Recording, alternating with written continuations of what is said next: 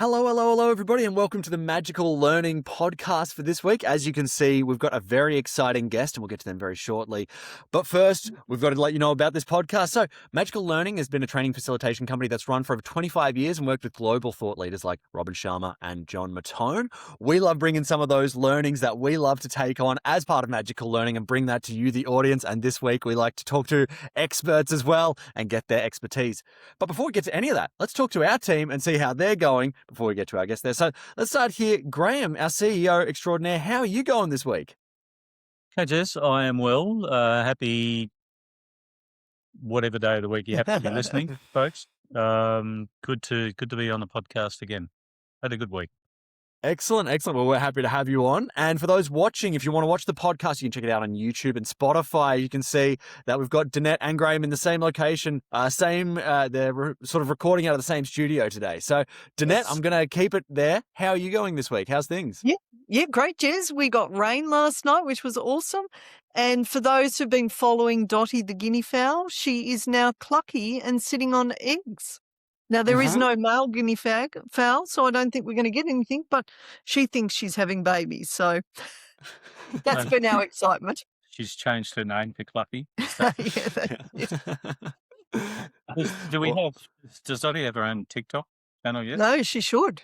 Jess, can you get on that, please? Yes, I'll look. It's the latest branching out of the Magical Learning Podcast is a chicken's TikTok, if you will. So grateful that you're joining us today, Director of Learning Danette, and our guest Dane Hudson. How are you going this week? I'm having a fantastic week. Just Easter was awesome. Lots of diversity and catching up and doing different things this week. So that floats my boat. Lots of different things. Well, Dane, we're happy to be part of both something different and catching up with you this week. That's two of those ticked off, so that's very exciting. Now, people, I'm sure people have heard of you before, Dane, but let me just do a little bit of a bio so people can understand who we're going to be talking to today and their awesome books. So, Dane Hudson is a former international CEO with over 20 years experience leading large, complex businesses across multiple industries and geographies. He now coaches, mentors, and advises CEOs, founders, and C-level leaders through his firm Impactful Leadership. Since 2020, Dane has mentored more than 150 founders and CEOs, from startups and SMEs across Southeast Asia and Australia to leaders of large listed enterprises with revenues of up to $5 billion. His work is built on his proprietary Impactful Leadership Framework, a practical system developed over decades of real-world leadership experience and fine-tuned based on what's resonated for his mentoring clients.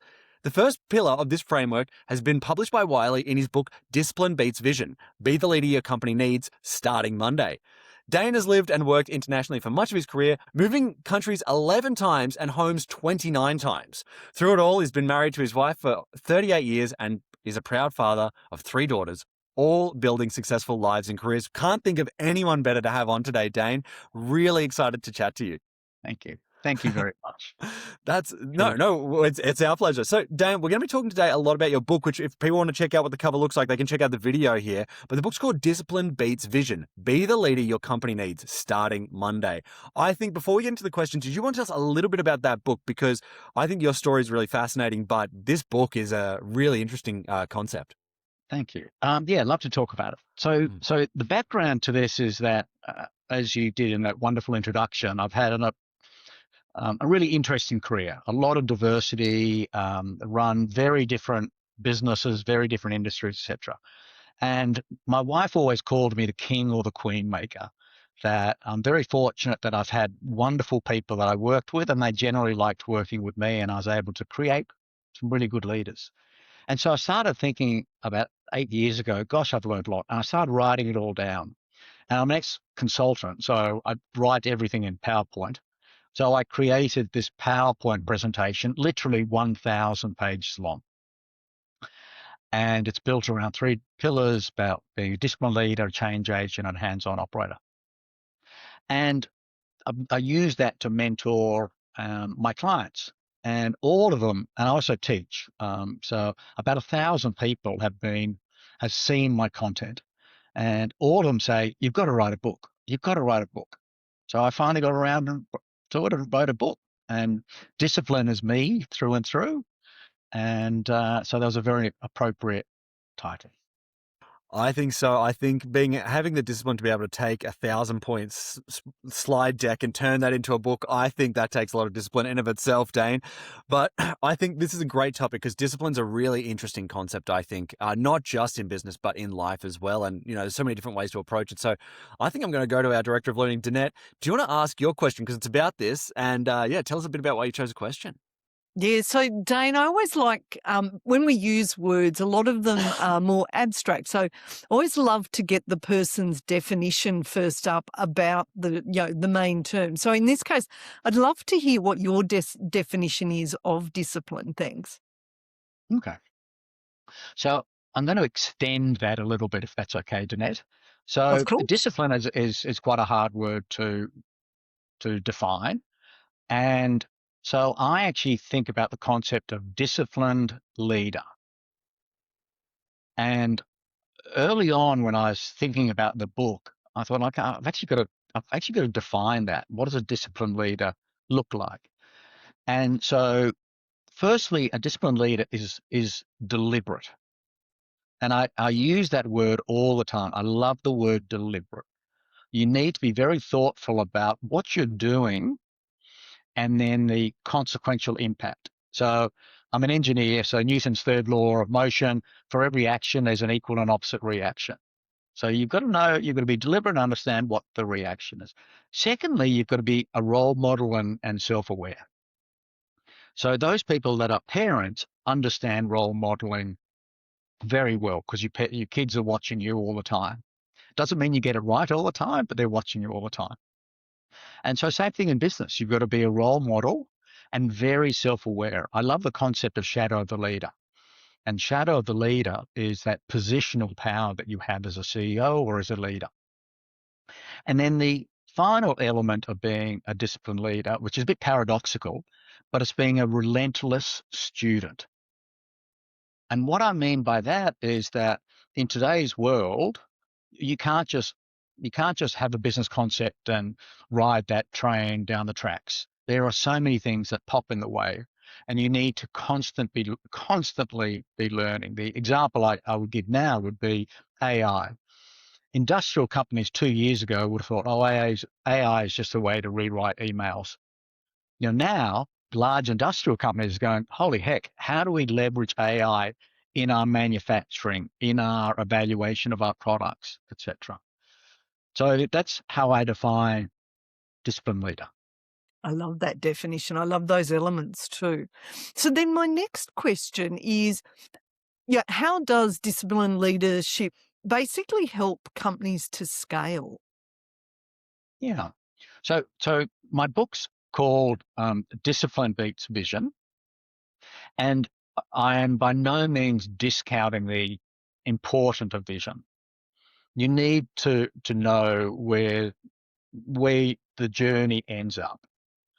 But to actually get from point A to point B, you actually need to understand the elements that build towards the vision. Discipline are the actions, behaviors that actually, I suppose, deliver each of those building blocks on the way to vision. So you need to have the discipline to get there.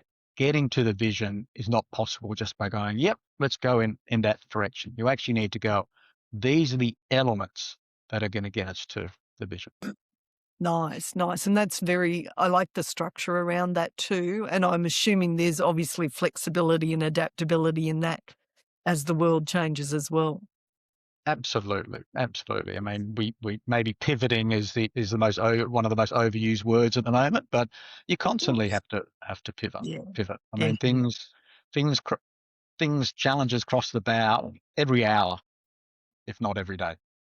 Nice. Great answer, Dane. Thank you. Yeah, well, I might stay in the studio there. Graham, what was your question? Do you want to tell us a little bit about why you chose it? Yeah, Dane, I not had a chance to read your book yet, but I understand part of the discipline beats vision concept is about how you can use discipline to scale a company, scale a business. I'm curious as to your thoughts about for small and medium business owners who aren't necessarily looking to scale their business as a key priority in the next 3 to 5 years, for argument's sake.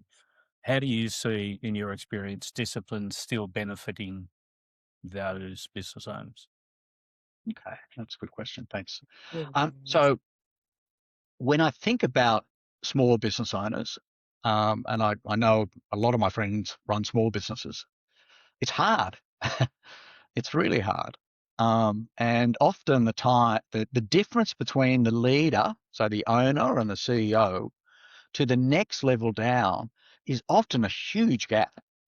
And it could be, one, because it's hard to attract people into that small business. Two, they generally want to pay 50% less than they should pay for that person to come in, someone to come in and help them. And so just about everything falls on the business owner's shoulders. And that may not be appropriate.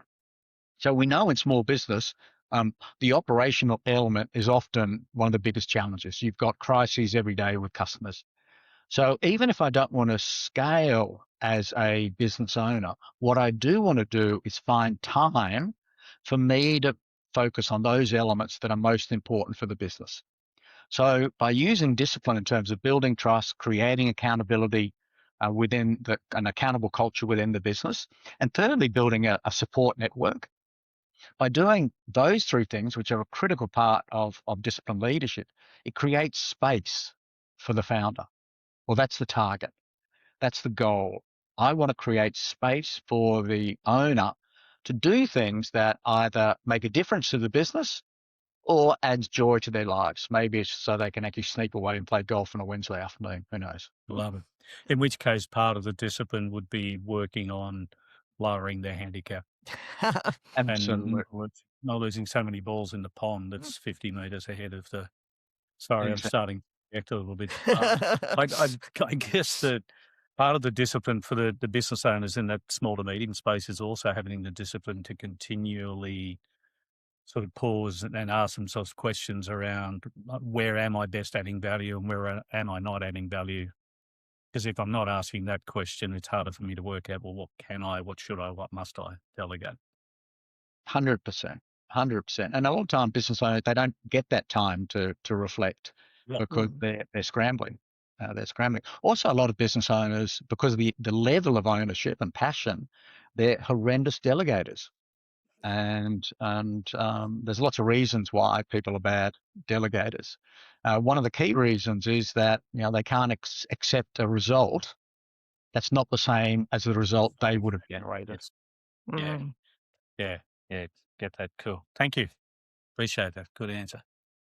Yes, awesome. Thanks for that, Graham. And thanks, Dane, because I think that actually leads really nicely into our graphic designer extraordinaire Allegra's question, which is, when leaders become bottlenecks in their own companies, how can they fix that? Okay. So I suspect everyone on this podcast would have read Covey's 7 Habits, one of the most read books on the planet. He quotes some research that came out from Michigan State University probably about 40 years ago. And this might seem a very long-winded answer to the question, but and within that, the research talks about the elements by which you create personal change. 50% of the journey of creating personal change is knowing that you need to change. 25% is making the deliberate decision to change. So 75% of the journey is knowing you need to do it and going, gosh, I'm going to do this. 25% are the tools to actually make the change. So to answer the question, to stop being a bottleneck, realize that you're the bottleneck. That's number one. And so often people don't know that. They don't realize that. They're not listening to their team, or they're too busy. So number one is they have to realize they're the bottleneck. And that's 75% of the journey. I 100% agree with that research, by the way. Yeah. And then the tools actually are not simple, but they're relatively straightforward. It goes back to that discipline piece. Okay, if I want to stop being the bottleneck, I need to realize I'm the bottleneck. So how do I do that? Well, I've got to have the right team. I've got to build the right team. I've got to make sure they're the right people. I've got to build trust in the organization, create an accountable culture. And that's more science than art. So many leaders think that building culture and accountability is art. It's not, it's science. I know if I use your name, Jez, you're going to look up at me. You're going to pay more attention. So there's lots of things you can do to build trust. That you need to be authentic. And then you build trust, you build accountability, and then you give people responsibility, empower them, support them, grow them. And then hopefully they take things off your plate and you stop becoming the bottleneck, hopefully. Yeah, that's really fascinating. It's fascinating that sort of the interplay between authenticity and sort of I guess people would almost think authenticity and wanting to get things done maybe like mutually exclusive. Like if I'm really myself, maybe it'll be harder to motivate people. If I stick to this script, that might be easier. It's fascinating what you're kind of saying there, because you're saying there is some level of script, but it can actually work in your favor without sort of, I guess, pushing people too hard. It's really fascinating. Yeah, look, you need to be authentic, but you can copy. So I'll give you a story. So we've all heard of Richard Branson, what an amazing entrepreneur he is. And he's also, I've read some books as other people have. He says he's an introvert, but he's very happy to be out there on the limb. And I do remember when he did his Virgin Galactica space flight, he rode a bike. There's a video of him riding a bike from the hotel to the launch pad. And clearly he had great PR people to actually videotape that, one of the oldest forms of transport with one of the newest forms of transport. But for me, it made that memorable. So I copied that. So people like him, Jack Ma, they're really creative when they enter an event. So a big conference. So we had a conference up in Singapore and had 1,000 people there, and I was hosting it. And I came in dressed as a lion and did the lion dance. So with Chinese New Year, there's a lot of lion dancing. And so I came in, I had the hat on. No one knew it was me. And I did the lion dance up on stage, got up on stage, took off the hat, and then I welcomed everyone with a 5-minute speech in Mandarin. And everyone went wild. And it wasn't showing off, but it was actually creating something memorable. And now, 10 years later, people who were at that conference say, that was amazing. I'll never forget that. And it was creating something special and memorable. So I'm not Richard Branson, but gosh, I was able to copy something that he does, and I was able to do it authentically. What a good interplay there, because that explains everything. You saw the strategy of what worked, and then you're like, let me be authentic about how I approach it. So you can I love that. I love that, Dane. Great insight there. I might jump into my question here, which is a little bit unrelated to that, but I love your story there. It's so fascinating that you learn all this. And I mean, I can only imagine what that would have been like for the audience there. I guess my question's about scaling, because, we've touched on this a little bit, but I did really want to sort of think, you've worked in lots of different types of businesses. And I guess I really wanted to know, what mindset changes do leaders need to make for themselves and their team as they begin to scale? And I also wanted to know what common mistakes you see, because, sometimes I think failure is our best teacher as well. So I kind of want to get those as well. Yeah, this is a difficult one, because there's lots of probably elements to it. Okay, let's take the business journey back. So when you're a startup or a small business, your team are like you. You look in the mirror and you see yourself. Same thing with your team.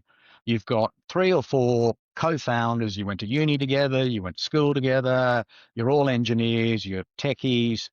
And you're just so excited about problem solving. And it's so easy for all 3 or 4 or 5 of you to work 20 hours a day, 7 days a week, because you just love it. That's easy. Then you actually start getting a little bit of customer traction. Oh gosh, I don't want to talk to customers. Who's going to talk to the customers? Oh no, we've got to bill the customers. Who's going to follow up and get the customers to pay us? I don't want to be that awkward person. I want to build a nice relationship with the customer. Okay, we're now employing people. Who's going to write the employment contracts? And the poor founders, they're techies, engineers. They've got no idea actually how to lead these different people. So the biggest challenge for a lot of young leaders in startups is that mindset and the ability to learn how to actually lead multifunctional and multi-talented teams. And one of the elements of that's a significant issue is, they might be 21, 22, 25, whatever. Their only role models in leadership are their parents. They've never worked in a corporate environment. They don't know what good leadership looks like. They don't know what bad leadership looks like. They don't know what they're meant to do as a CEO. And so the journey to actually, I suppose, hitting the scaling button requires them to understand all the elements that are required to grow the business. And product, obviously they're creating a product first, but then they need to think about the strategy. What's our strategy? What are the tactics we've got to put in place? As we begin to go, what's the right organization that's got to complement that aligns with the strategy? Who are the right people? Do I know how to recruit people, etc.?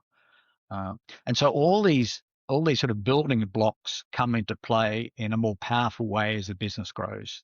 So the leader needs to understand, actually, if I can't do each of those, how do I bring people on that can?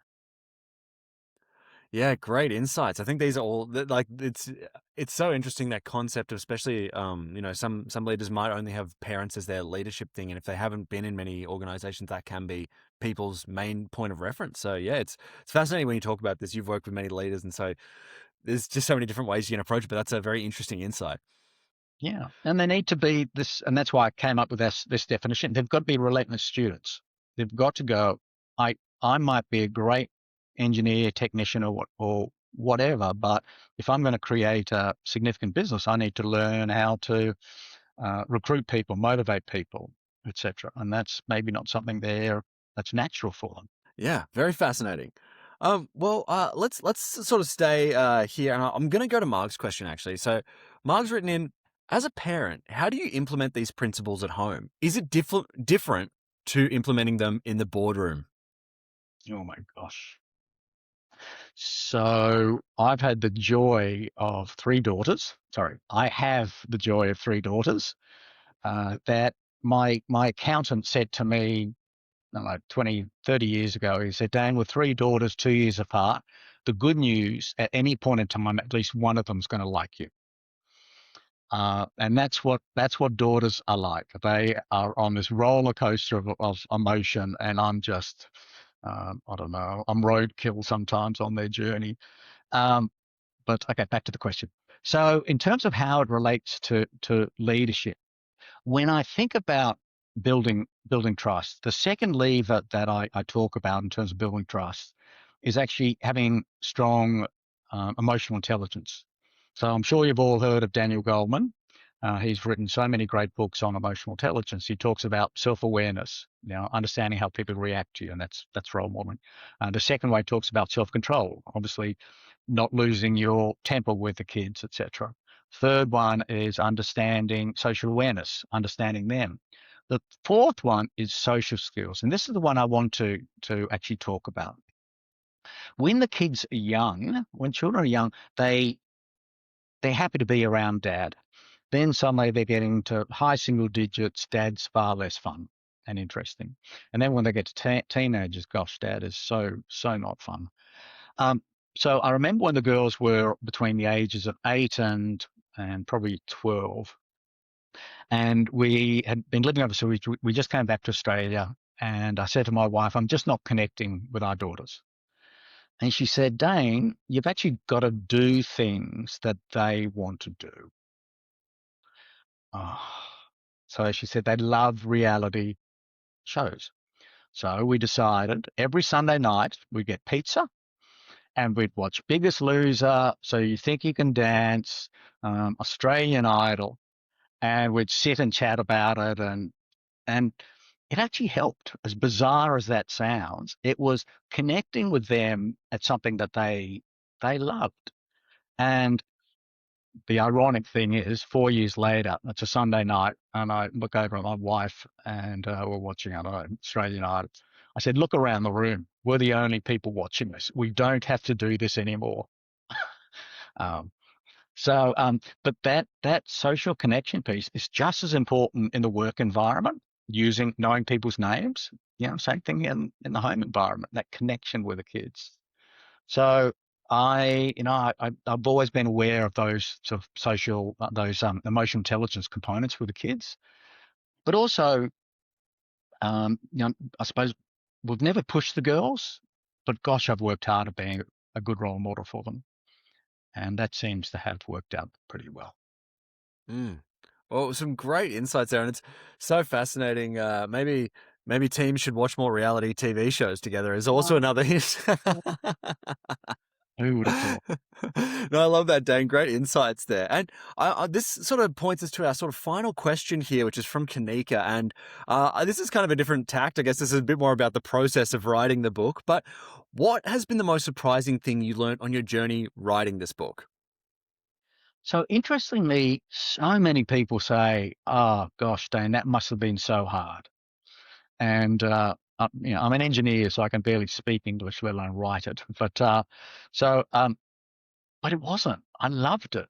I just loved the experience, and it helped that I had content that I knew people resonated and connected with, so that helped a lot. I also had a book coach that helped me on the journey of doing it. But I really, really loved it. And maybe it's because I am very much that relentless student as well, that I love reinventing myself. And this was part of the journey of reinventing myself. So I've loved the journey, and I've had a reasonable career. But actually, I'm so proud of having written this book. So proud. So I'm actually a lot more proud than I thought. As someone once told me, writing a book is a vanity project, but it's not about making the money. This isn't about making money. It's actually about getting my ideas and thoughts out there, and I'm pretty proud of myself. So That's excellent, Dane. And I mean, I guess the thing that it really sort of the question it asks in me, just before we get to some final thoughts here, is you said you originally wrote it as a slide deck, and then it's obviously become a book since then. Can I ask, how did the process of making that slide deck go? Was it like one instant explosion of knowledge, or did you have to kind of go in and touch it up over multiple sessions? So I've always coached and mentored leaders that report through to me, and at times I've had $1 billion CEOs reporting through to me as a global CEO and regional CEO. So I'm used to big leaders going through. So I've always thought about what's the best way to get an idea across. And so even when I was in the corporate world, I would actually I think in PowerPoint. So I just create a page and think, okay, I need to work with Danette on this issue that it's a leadership issue. So I just create a page, think about it, create a little page and going, actually, Danette, I've created something. Let's talk about this, see if this resonates with you and helps you on your leadership, on your journey. And I did that over time, whereby I kept thinking, okay, what's a business problem? What's an issue? And then create a page for that. And it just added up one by one by one by one. And then obviously I need to think, gosh, how do I actually frame this and structure this? And that's something I'm reasonably good at. I thought it's the discipline leader piece, it's the change agent piece, it's the hands-on operator piece. And then I was able to put all the pages into different modules. And then over time, as I use this to mentor CEOs, over time I've worked out what page works best in what section and what connects with them and how. And they might say, hey, Dane, do you have a page for that? And I go, no, but I could create one.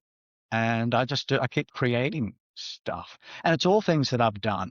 So none of it is esoteric or theoretical. It's all things that I've actually done as a leader. So it was actually quite easy to create it. It was probably harder to get it into the right structure, but I think it's worked. Well, that's excellent, Dane, and that's what an interesting approach to writing a book. Sort of almost one problem at a time, tackling it, and then collating it in a way where people can really absorb it. So I think that's an excellent book. I'm sure our audience is excited to read that, as I am. Let's grab some final thoughts though, because there's been so many different ideas thrown around, and I kind of want to get the team's thoughts. So I might start with you, Danette. Danette, did you have any final thoughts on today's conversation? Yeah, so Dane, I want to say your book is not a vanity project. I love the fact that you brought your wisdom and you're sharing it with the world, because as you said, it's hard earned. You've learned the lessons, and these are things that you share with others. And I think in a world where there's lots of change and chaos, the world actually needs exactly what you're sharing in your book. So for a start, I want to just honour that, because that is super important. I really loved, when I started with the definition of discipline, and you went, actually, it's disciplined leadership and leaders.